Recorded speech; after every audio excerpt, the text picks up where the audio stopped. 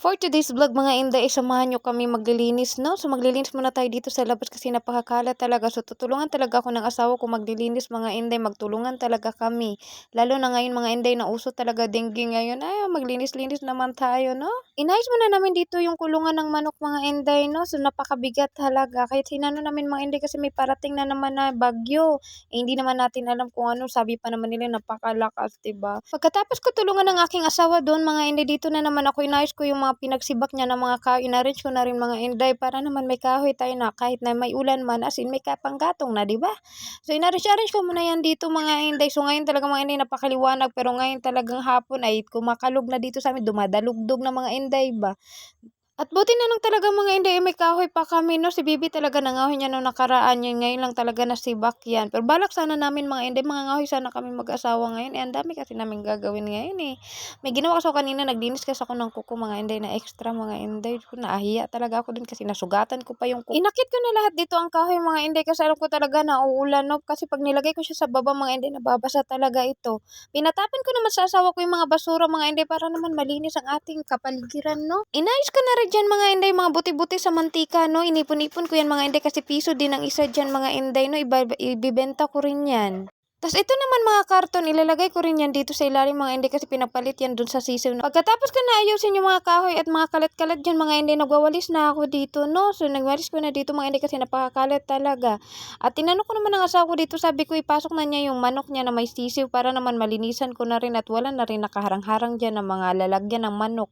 At lalo na ngayon mga inday, sa balita na ang lakas talaga nung parating ng bagyo, bagyong Inday pa naman mga inday, kaya lagi na lang tayo magpipray mga inday ko na naway hindi naman po sana malakas iyon.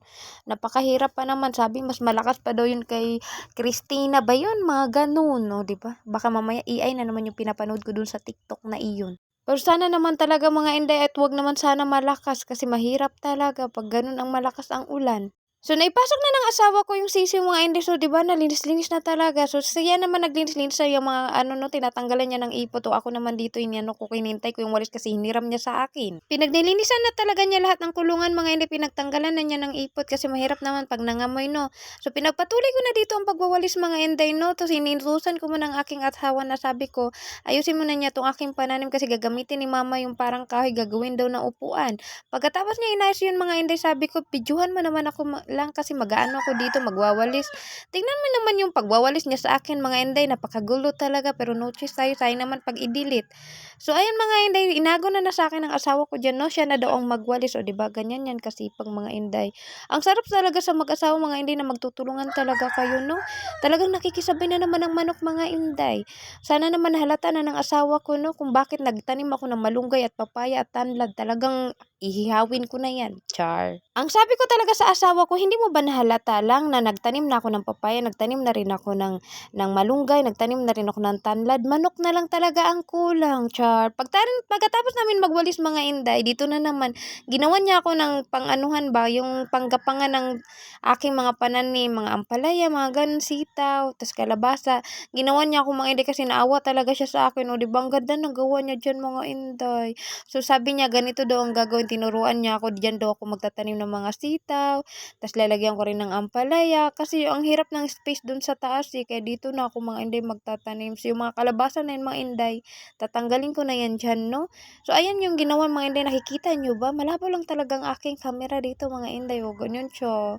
It's the beautiful pag mga ano niya ng sitaw yung mga inday, magganong-ganon na lang yung mga bunga niya, no, diba? Ang sarap na mag-harvest tayo ng tanim natin. So may dalawang papaya ko dyan mga inday, ang lalaki na talaga nila. Wala talaga kabunga-bunga ang aking kalabasa dyan kaya nagtanim. May punla na ako mga inday, mga ilang araw na lang ilipat ko na lang yung kalabasa dyan, di ba? So tingnan nyo naman, sabi ng asawa ko, di ba? Ang ganda, okay na daw. Mahaba yan mga inday, yung pagkagawa niya para mag-agaw-agawan sila dyan. May mga sitaw, tapos may pipino. Lalagay din ako dyan yung kalabasa naman doon lang sa lupa. Tapos maglalagay ako dyan ng ampalaya, o diba? Meron din ako ng mga alugbati doon naman sa taas. So hanggang matapos naman kami sa amin gawin mga inday. So dito na naman, no? Naglalambing-lambingan na kami mga inday, nagpahinga-pahinga na kami dito, o diba? Syempre,